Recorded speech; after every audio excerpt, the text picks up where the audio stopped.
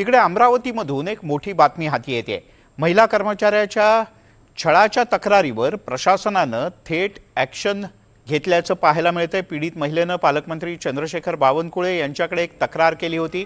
ही तक्रार येताच बावनकुळे यांनी या प्रकरणाची गंभीरता लक्षात घेत तिथूनच ताबडतोब राज्याच्या उपमुख्यमंत्री सुनेत्रा पवार यांना फोन लावला।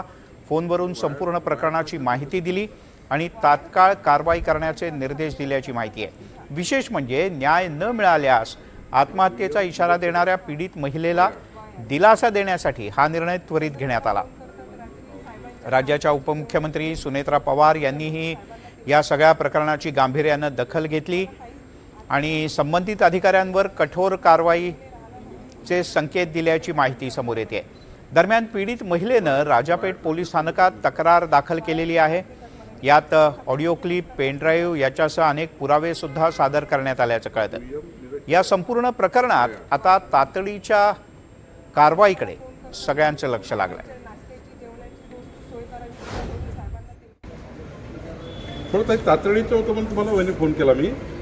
काय झालं की एक महिला जवान आहे अमरावतीमध्ये, ती वाहन चालक आहे। तिला तिची एक संतोष वायाळ नावाचा व्यक्ती जो निरीक्षक आहे, इथं दुय्यम निरीक्षक, ती मानसिक छळ, धमकी, अपमानास्पद वागणूक वगैरे जे काही त्याचं बाकीचं तुम्हाला हे पत्र जर पाहिलं तुम्हाला वाटेल काय काय त्यांनी केलं आहे। त्यांच्याकडे त्याचं रेकॉर्डिंगही आहे। तर त्याला ती आत्महत्याचा विचार करत करत माझ्यापर्यंत पोहोचली। ती आपल्याकडे आहे तर मी तुम्हाला व्हॉट्सअप करतो। तर यावर जरा थोडी तातडीनं चौकशी करून कसं कारवाई करता येईल, तातडीनं तिला आत्महत्येपासून प्रवृत्त होऊन येते, तिला आत्महत्येपासून दूर केलं पाहिजे। ती महिलेला एकदा 1 मिनिट तिच्याशी बोलता येईल तर बघा।